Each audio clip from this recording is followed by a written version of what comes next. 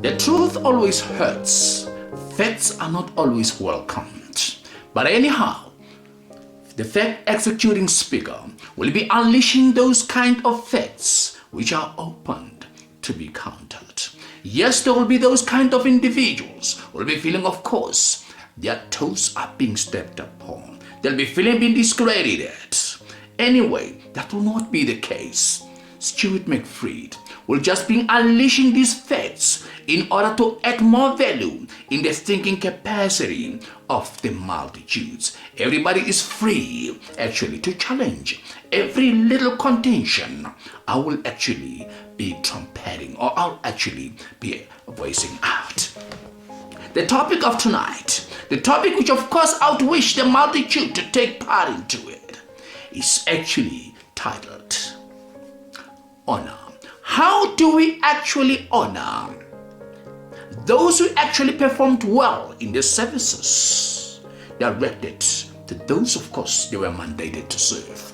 How do we actually honor those people who actually are heroes, who died in the line of duty, or who actually got injured in the line of duty? What criteria do you actually use in order to honor this kind of people? How do you extend that actual gratitude to those types of people who actually performed well in the line of duty?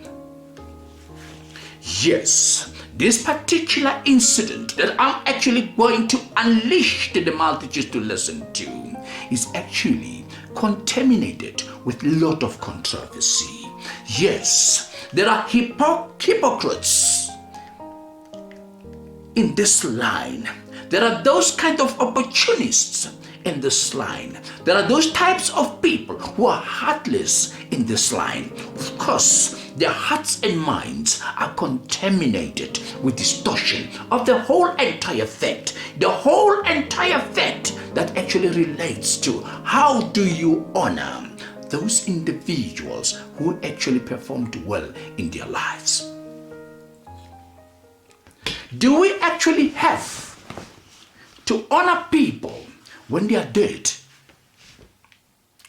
Do we really have to honor people when, of course, they don't belong to your kind? They never actually contributed directly to your kind. How do you honor somebody who is dead? How is this person going to appreciate the fact or the contention that you admired the contribution he or he actually showed when he was alive?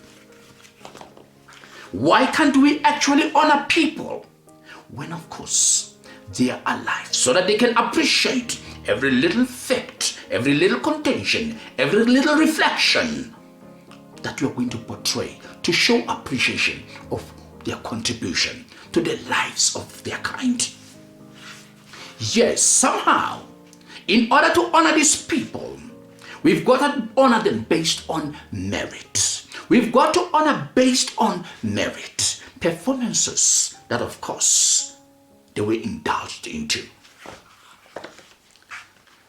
In some cases, there are those kind of elements which, of course, mankind has chose, mankind established, constituted in order to show gratitude to those types of people who actually performed well, those people who contributed well to their kinds.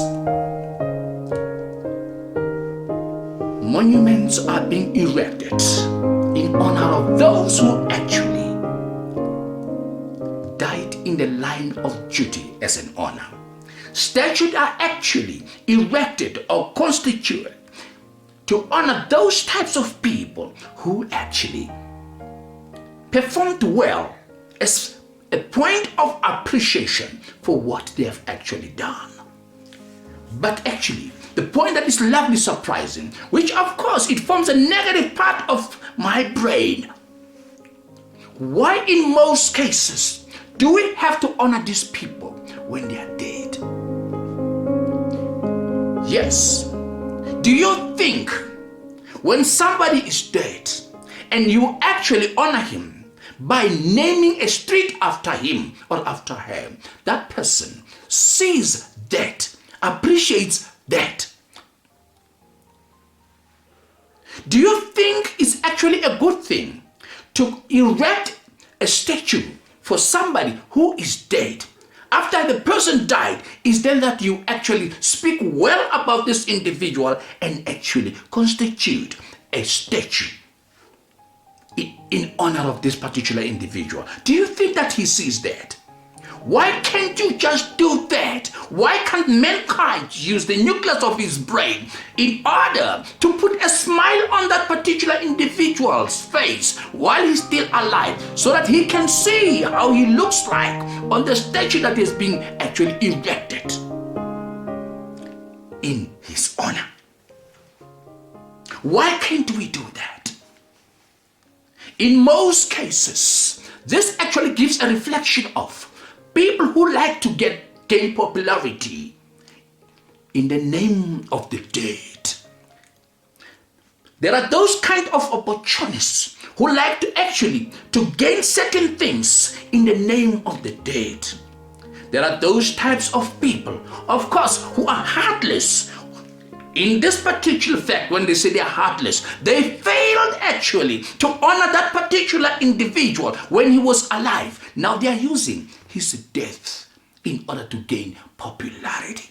That, of course, they use the funds to actually establish a statue or a monument is erected or is constituted on behalf of those types of people who are supposed to be honored.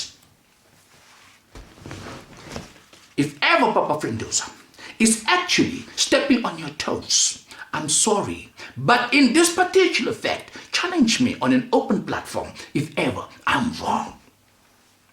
We've got individuals, being a South African citizen, South African person who actually suffered during the oppression.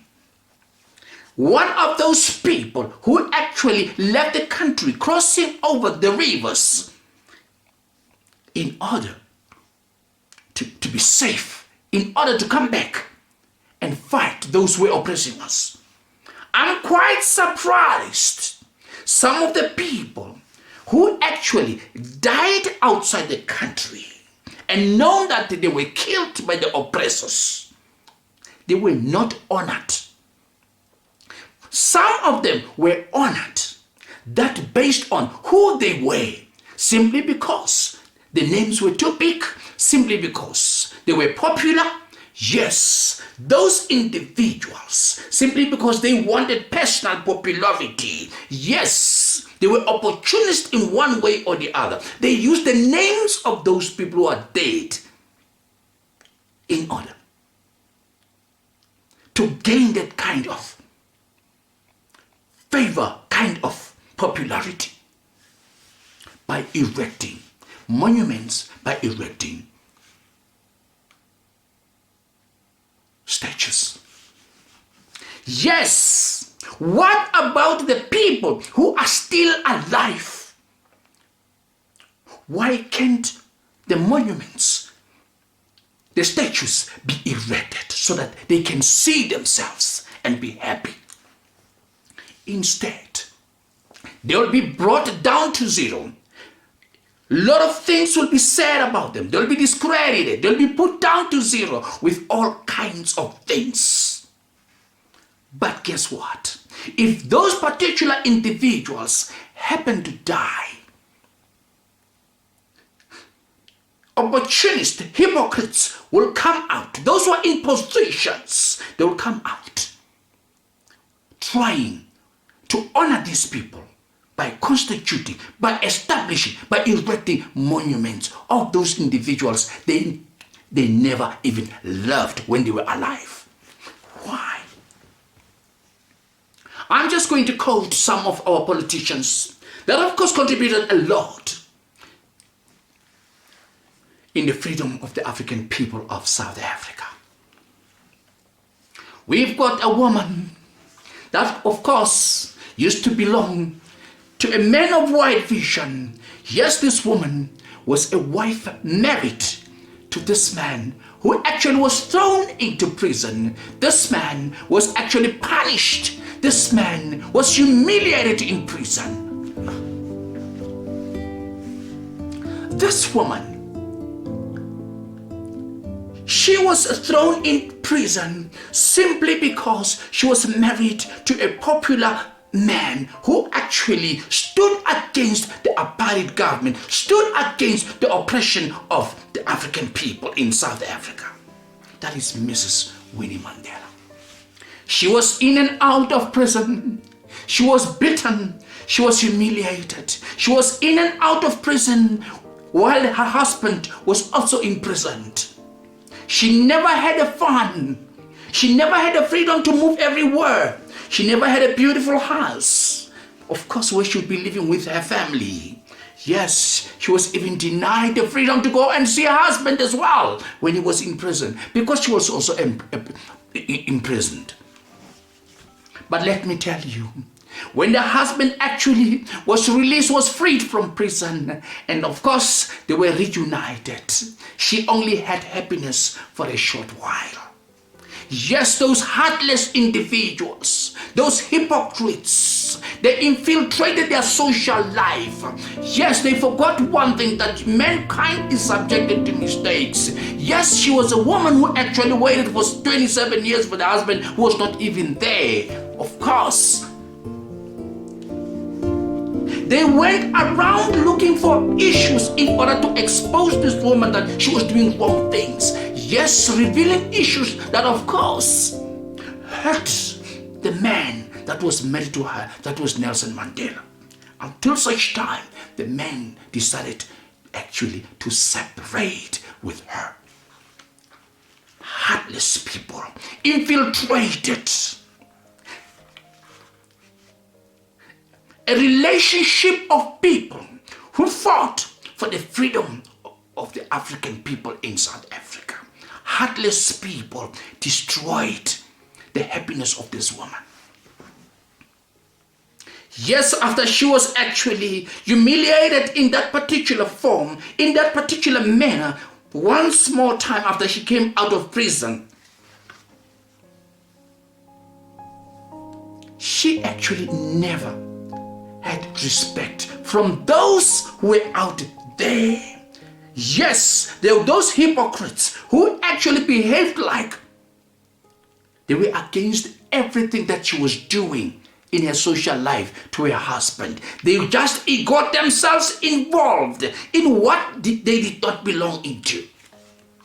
At some stages, this woman, in public meetings, she was actually insulted. At some stages, this woman was even slapped. Yes, she decided to leave the politics. She decided to leave the political world. But let me tell you something. There was a time when she was named Mother of the Nation for a short while after the husband was released from prison, and that was the end of time. Why can't her contribution be recognized? Why can't a statue be actually erected for this woman? Because this woman was that type of a politician who suffered for the freedom of the African people in South Africa. Why can't a smile be put onto her face while she's still alive, so that she could look at herself, that of course African people in South Africa, they appreciate her contribution towards the struggle of the African people in South Africa. Yes, everything is gone and forgotten. She's not actually addressed as Mother of the Nation as she used to be. Instead, a lot of things are actually being said about her which are negative. Her life is being torn apart. Yes, certain things, of course, are taken even away from her. People celebrated when, of course, a man of wide vision, a man who actually died for the freedom of this country, Nelson Mandela, actually divorced her.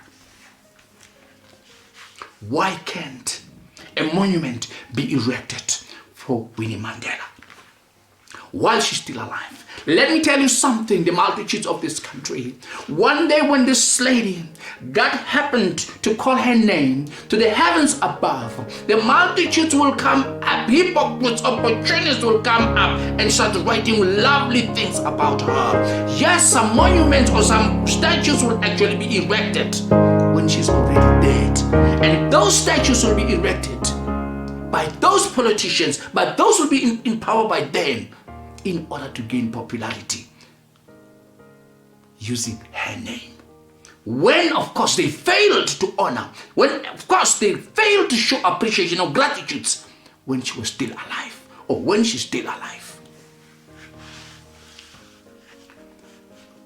What kind of criteria do we use, I repeat, to honor people?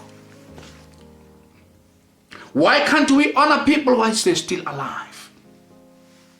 Yes, Oliver Tambo. He was honored, of course, with a statue erected for him. Yes, with an airport named after him. Yes, with some streets named after him somewhere in different areas. Yes, the old man. The time was very short. The period of his life was very short. For of course, such certain arrangements could be made during his presence, that of course, those things could be made so that he could see them. He could actually be happy. Of course, he could also show some kind of reflection on his face that, yes, people appreciated his contribution to the liberation of the country. That is actually an issue which, of course, we may say is exceptional. He deserved that. We've got people who actually was out of this country, who went out, then they came back. They became presidents of this country for 2 terms. Yes, I've got one president I'd love to name, a man who got very educated outside there. And of course, he was actually appointed by President Mandela, the late President Mandela, as his deputy president. Then he became a president of South Africa for 2 terms. Yes, the man was humiliated by being recalled. But what about his contribution when he was outside the country suffering for the liberation of the country? Why can't you just show gratitude? Why can't you just show some kind of honor that, of course, for the 2 terms that he served your country, South Africa? Yes, let alone the 2 terms. The period that he spent outside the country trying to show some kind of a spiritual warfare against oppression. Why can't you just erect a statue so that he can see that statue while he's still alive and understand that, of course, South Africans, you appreciated his contribution during the struggle. Instead, you recalled him, you called him names. Instead, you humiliated him. Until this day, nothing has been done. Yes, we've got another president that took over, that went out of the country. Yes, a man that has been actually painted with all kinds of odd things. He is being a rapist, he is being somebody who's corrupt, stealing money, doing all kinds of things, President Zuma. Yes, for 2 terms, this man served the country. Yes, he subjected to mistakes like any other person. Yes, he got a contribution of having gone out fighting for the liberation of your country. Instead, you are tearing him apart like nobody's business. But let me tell you, if Zuma, President Zuma, can put down his head on the ground, if God can call his name, there will be those opportunists, there will be those hypocrites, there will be those kind of heartless people who will be coming up with beautiful speeches. There will be those type of people who will be in power by them, who will actually try to erect some statues in order to gain popularity on his name. Why are we so heartless? I remember President Zuma. Of course, another country that is in the worst of the continent, Nigeria, they actually established a statue for him. He looked at it and he smiled. They appreciated his contribution one way or the other towards them. Why can't you do it? What about his contribution? Didn't he fight for the liberation of the country? Wasn't he imprisoned? Yes. He never became a president for 2 terms in South Africa. He is human, subjected to mistakes. He did more things, better things, than the little things that you are actually pointing fingers at him and accusing him of all the wrongdoings. Yes, let me understand one point here. Why are we so heartless? South Africans, charity begins at home. I will repeat, charity begins at home. There is a president from a different country that, of course, a statue has been erected in South Africa for him. Yes, it has been established or actually mentioned or reflected that he took care of the veterans during the apartheid era in his country. Yes, he actually channeled some funds in order to support them. Yes, of course, it has been said or trumpeted that, of course, he unleashed his soldiers in order to assist the South African veterans who were fighting against the South African Defense Force back then. That is Fidel Castro. Fidel Castro, let me give you a brief issue about him. He has been a dictator from the time he took over 1959. He has been a man who tormented his own kind for a long time. Yes, his kind left his country, ran away because he was persecuting those who actually were against his rule since he was a dictator. Yes, people were not allowed to vote who never belonged to his kind, those who never actually belonged to his party, those who never actually were siding with whatever he was doing. Yes, he's responsible for 106 deaths of the Cubans. He was a dictator. But for the mere fact that he did a favor for certain individuals who actually were veterans, he channeled some funds, which of course South Africa does not even know where those funds ended up. A favor was done for this man. A statue was erected in his honor in South Africa. What kind of criteria was used to constitute, to establish, to erect, to spend the country's money for his statue? I actually know for a fact that South Africa is actually a democratic country. It's a country that hates dictatorship. But how does it come? What happened that, of course, a dictator like him, who persecuted his own kind, should actually got a chance of a monument being erected in South Africa with South African funds? Maybe you might be saying the money that has been channeled by him when he was assisting the veterans is payback time. Maybe you are paying back on that. But that has nothing to do with South Africans. We've got Winnie Mandela, who is alive, who fought, who was humiliated, who was imprisoned. Never had a chance or be given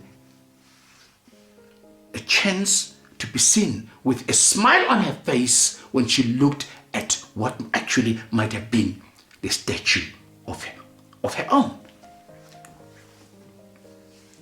Let's look at it properly. I'm not trying to be very funny here. Veterans, I am not trying to be negative or to be accusing you of the wrongdoing.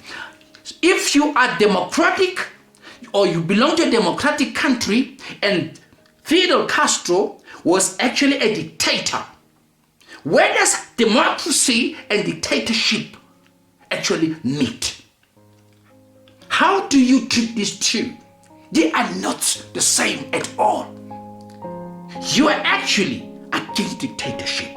Yes, you even come up with accusation against President Zuma that he got the element seeds of dictatorship as a president. But you're forgetting the fact that, yes, here you are. You erected a statue for a dictator who persecuted, who actually is responsible for the deaths of his own kind. Let me tell you something. When Fidel Castro died, those people who left the country, who ran away, he persecuted. Those people who actually suffered. Yes, the media that has actually to disappear from the country and started operating from foreign countries, they celebrated his death. Yes, everybody was actually unleashing certain things about how the man persecuted those who were against his rule. Let me actually play this particular clip for you to show you the celebrations that, of course, were staged, were reflected by those people that he persecuted, those people who ran against his dictatorship rule.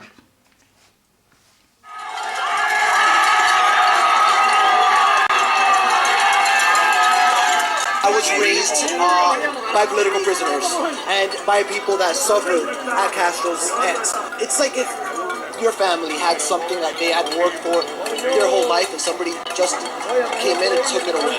Simple.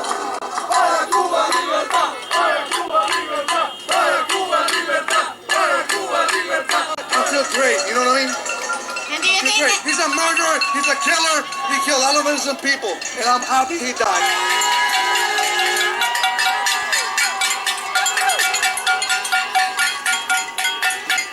Muy contenta por lo que pasó, muy contenta de festejo. Extremely happy. Great way to end the year with the death of Fidel Castro. Hopefully his brother and all his associates will be soon.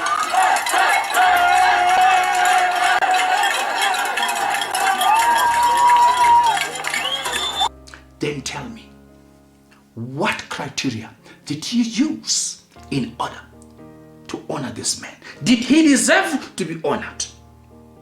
If you can honor your own kind, your own people in South Africa, who died for you, who suffered for you, some of them are still alive, they are still out there. You come out and honor somebody from a different country who's actually persecuting his own kind, who's actually ill-treating his own kind, who's actually a dictator. How do you get that right? With South African money. Let me give you another example. You've got Robert Mugabe of actually Zimbabwe. Yes, I understand. Maybe the contribution that Fidel Castro actually offered to the veterans, maybe with the monies that he channeled through in order to assist them, maybe eating or whatever, even the soldiers that he actually unleashed in order to fight the oppressors. Robert Mugabe actually gave all those who actually crossed the borders into his country refuge. Some of them, they studied there. Robert Mugabe, yes, you labeled him a dictator. I cannot refuse that. Yes, there's no way a leader, somebody can actually take leadership for 40 years. If, of course, it's a democratic country, there is no way, based on democracy, somebody can occupy the presidential position for 40 years. I may agree with on to that. But did you ever establish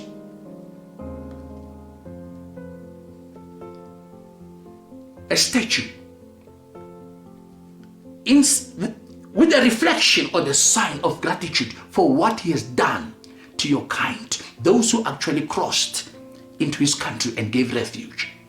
No. Instead, you start tearing him apart. Instead, you start insulting him. Instead, you said all kinds of things. You are hypocrites. Let's look at the difference between Fidel Castro and Robert Mugabe. Yes, Fidel Castro, according to the allegations. He channeled some cash which landed where we don't know. He unleashed some soldiers to assist the veterans for fighting the South African soldiers of the time.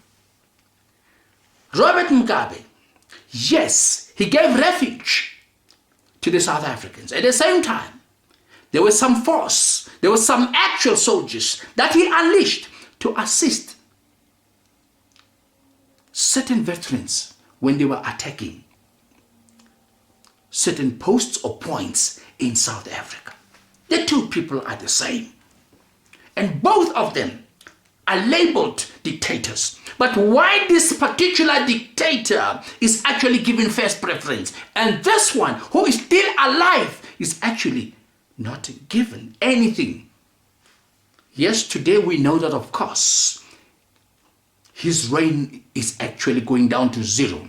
Yes, the army is taking over. Yes, there is a coup. They are bringing him down simply because he has not actually been treating his kind well. He has been a dictator. Maybe he deserves that. But why not a statue like Fidel Castro? I want to understand one point here. Like I said, I'm not going to be discrediting anybody here. Listen to me, brothers and sisters, my countrymen and women. Every time there are those kind of academics coming from Cuba into South Africa as doctors to come and assist, because in South Africa doctors are not enough. Those doctors who can hardly even express themselves with the local languages. I don't know how actually the patients understand them.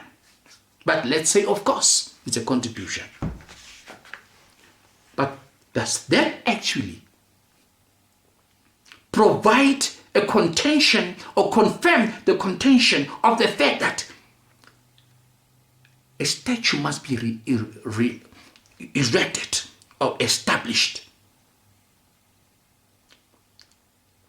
of the president of Cuba? Yes, let me understand one other thing. There is a point whereby some students in South Africa are being sent to Cuba to go and study medicine. Is it the reason why a statue is actually erected to say thank you to him?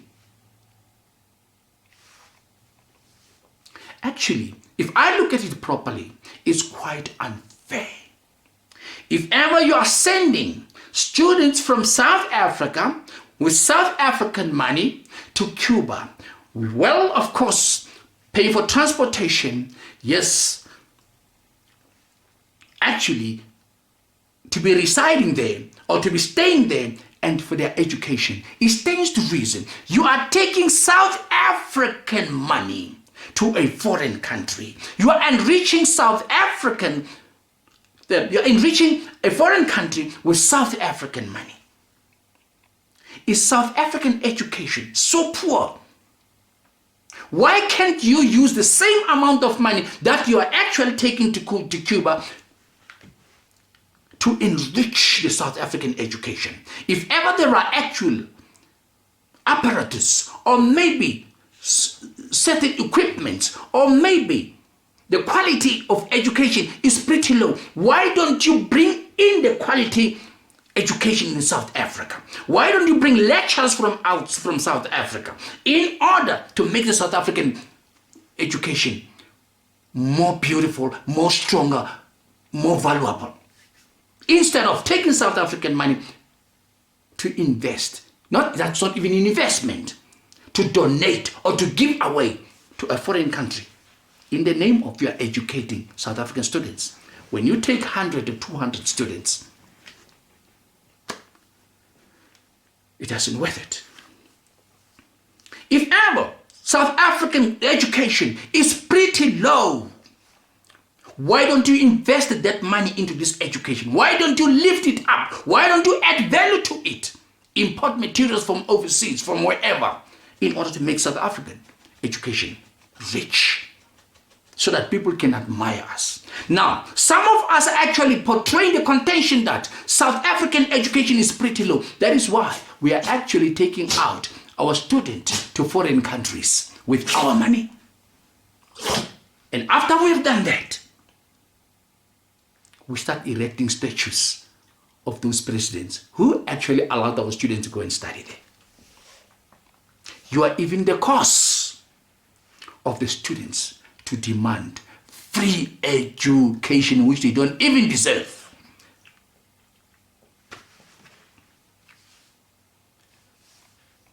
My countrymen and women, I know some of you might feel pretty bad about the whole entire thing, about everything that I've said, but Fidel Castro was a dictator. He actually chose his own brother before he died. When he was actually realizing that he was on the verge of dying, he chose his brother Raul to be a president. That's the kind of a dictator. His brother as well is on the verge of appointing his own son as a president. That is a country infested with dictatorship. And you are a country, South Africa, always reflecting the contention that you're a democratic country. Where does democracy and dictatorship meet? You might be feeling offended, some of you, but this is a point of fact. Let's look at facts the way they're supposed to be. Let us actually face facts the way they're supposed to be. How do we honor people who performed well in our country?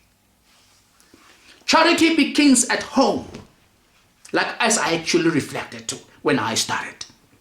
Fidel Castro, supposed to have actually portrayed that charity in his country by not actually persecuting those people who actually were against his rule of dictatorship, by not actually, or what I'm trying to explain or to elucidate to you, if he was such a good man, he's supposed not to have been the media that, of course, was exposing all the activities or all the ill activities that, of course, he reflected to his own kind. He's supposed to ban the media, and the media has to operate outside. But here you are. You actually erect his statue in South Africa. What do you explain to our children? If somebody looks at Fidel Castro statue, what do you say to him? Do you lie? Fidel Castro took part in the liberation of this country. Nonsense. If he could not actually liberate his own people, if he oppressed his own people, he was a dictator. How could he have actually liberated our kind? Actually, he planted a seed of corruption in South Africa. Yes, the monies that, of course, he was channeling to the veterans, he was corrupting their minds. That is why South Africa is actually known of corruption. That is why we find all those who are in power, they're actually labeled with this seed of corruption. Fidel Castro took part into that. He contaminated them with that corruption. Maybe he wanted a favor when there would be a coup in his country, or maybe there would be those who would be erupting into some kind of riot, or those who would be actually against him. Those veterans should actually support him. Or when he comes to South Africa for refuge, he must be welcomed simply because he did them a favor. He was a dictator. His statue must be demolished. South Africans, if you believe in democracy, dictatorship is not your kind. Unless you want to tell me that you play double standard. Democracy and dictatorship. I would like to say to the South Africans veterans, South African freedom fighters, those who never actually had a chance to be honored while they are still alive,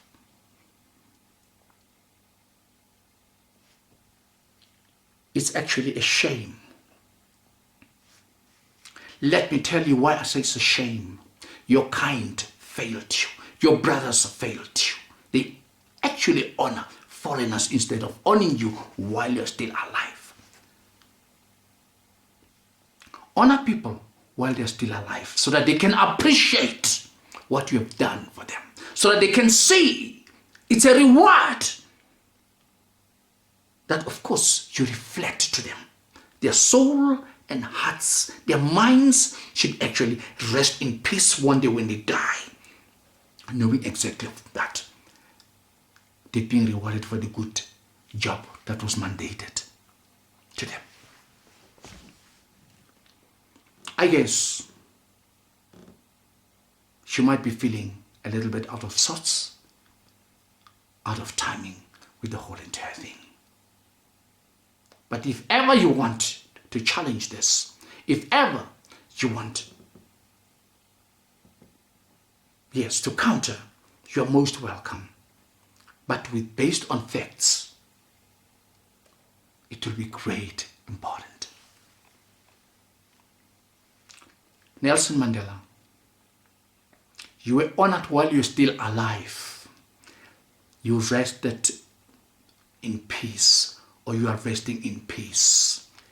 And even when you are dead, you are still honored because you're the greatest man. You're a freedom fighter. You're a man of wide vision. Yes, you want the freedom for the South Africans. Winnie Mandela,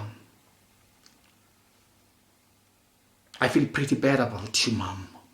Mother of the nation, as they used to call you.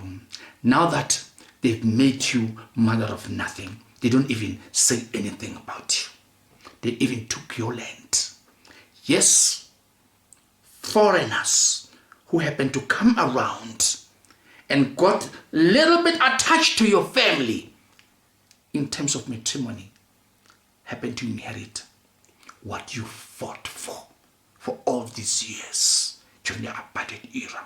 You fought for the land in South Africa. You imprisoned for the land in South Africa for the freedom of this country. But let me tell you something. When the contamination came around between your late husband and yourself, you lost what you got, what belonged to you. I sympathize with you. But God sort all, Mom. If South Africans cannot appreciate the good things that you did, it's okay. God has seen the best that you have done for your kind. I close this episode.